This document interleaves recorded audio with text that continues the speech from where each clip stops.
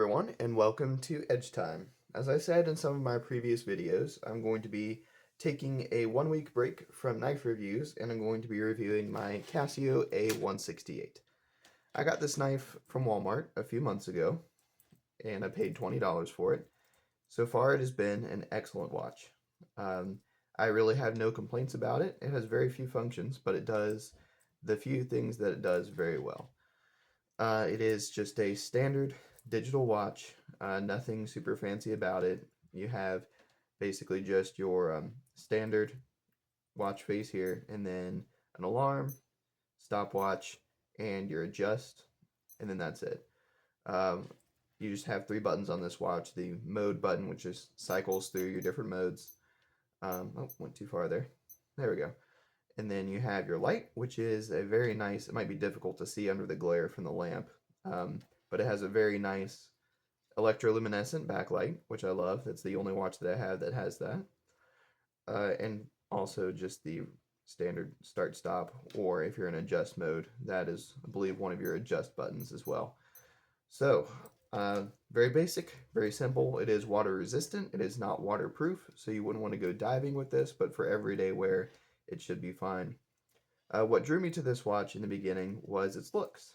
Some people might find the looks of this watch a little bit off-putting, but to me it just has that beautiful vintage vibe around it. Um, this watch is a little bit difficult to remember just because it's really only known as the A168. My affectionate nickname for it is the Space Heater, and I call it the Space Heater because it reminds me of really any home appliance from the 70s and 80s period, where if you left it plugged in for too long, there was a good chance it was going to burn you when you went to touch it. So that's why I call this one the Space Heater. Just has that sort of a overheating prone look. Now, of course, it's a well-made Casio watch. It's not going to overheat. That's just my nickname for it. Uh, Also, sometimes called the Chrome Dome, sort of, yeah, affectionate nickname for it there. But yeah, it's very well made being a Casio. This I believe is plastic. It's chrome coated plastic, and that has kind of a cheapish feeling to it, but it has the looks, so it doesn't really bother me. Do have a nice brushed stainless steel band. I think the band is one of the nicest things about this watch. I absolutely love the clasp system. It's very easy to adjust, easy to use. The band is comfortable as far as just everyday wear. Now this one is a hair puller. So if you're looking for a watch that won't, if you have fairly long arm hair like I do, uh, you just need to be aware that this one will pull your hair a lot. Now, I like this watch enough to where it doesn't bother me, but that might bother some people. So I'm just gonna go ahead and put it on my wrist here. This is quite a small watch. I'm just gonna do a cheap measurement over here. I'm not gonna get out a caliper or anything, but I'd say about a well, start with from lug to lug. I don't measure watches very often. That's sort of Teddy Baldessar's thing. Not really something I do every day. Uh, I would say this one is about a 38 millimeter or so, and I believe that's pretty close to a standard watch size. But this one is even on my wrist. I don't have huge hands. I have fairly good sized hands, but this one does look rather small on me. But I don't mind that really. It's still a good everyday watch for me. To adjust the band, this is one of my favorite things about this watch. Like with some of my other watches, like my Casio Duro and others.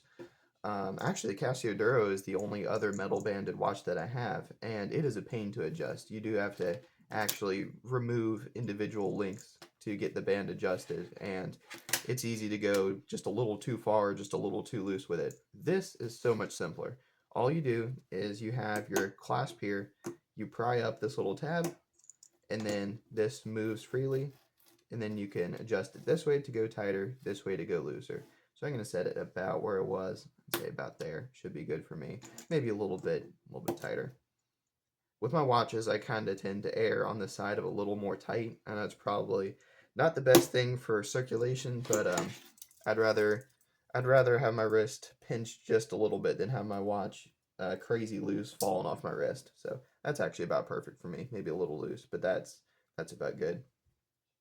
So yeah, that's one thing that I love about this watch, how easy it is to adjust. And this clasp system, to put this on, is a bit of a trick at first. You just have to drape the watch over your wrist, and then I'll use my two fingers here to pinch this side of the band, and then use my thumb and my middle or and my pointer finger to grab this part. I hold this part against my wrist here with my thumb, and then bring the clasp up to join it. That's a little, I know it's a little bit difficult to see with the camera, but it can be, just be aware that it can be a little bit of a trick to get this thing on at first, especially if you're used to more traditional style bands. But once you get the hang of it, it is super easy, super fast, and that is why I resort to this watch so often, just because it's very easy to wear, easy to put on, very slim profile. So if I'm wearing sleeves of any kind, it fits very well under them. So, I won't be doing a disassembly of this watch because this watch is so inexpensive that by the time the battery runs down, it would almost be more economical just to replace the entire watch than to replace the battery. If you were so inclined to take it apart, it does have 4 screws on the back here, just little Phillips screws. But yeah, I'm not going to be taking this one apart. If it was a knife, yeah, I'd take it apart, but not a watch. There's only certain watches that I feel comfortable taking apart, and if you've ever opened up a watch, it's not for the faint of heart. Especially now, I don't know. This one might be simpler than some of the other ones I've taken apart. I've actually taken apart a mechanical watch before, and it's just not something you want to mess with. But all things considered, it is a good watch. It is a good watch for the price. This is a lot of watch for $20. Casios are pretty much universally very high quality. I've never had a Casio just randomly break on me. Um, my some people in my family have had Timexes before, and just had not very good experiences with them. They just randomly quit and stuff like that. But I've never had a Casio just go out on me. I've broken a Casio or two out of stupidity, but I've never had one just randomly fail. So, with that, I believe that concludes the review of the Casio A168. I will be reviewing a knife next weekend, most likely my new CJRB Echo. But that will be in another week. I will give myself some time to adjust to it first so I can give my honest opinion. But with that, I hope you all enjoyed this video, and I will see you all in the next one. Have a good day.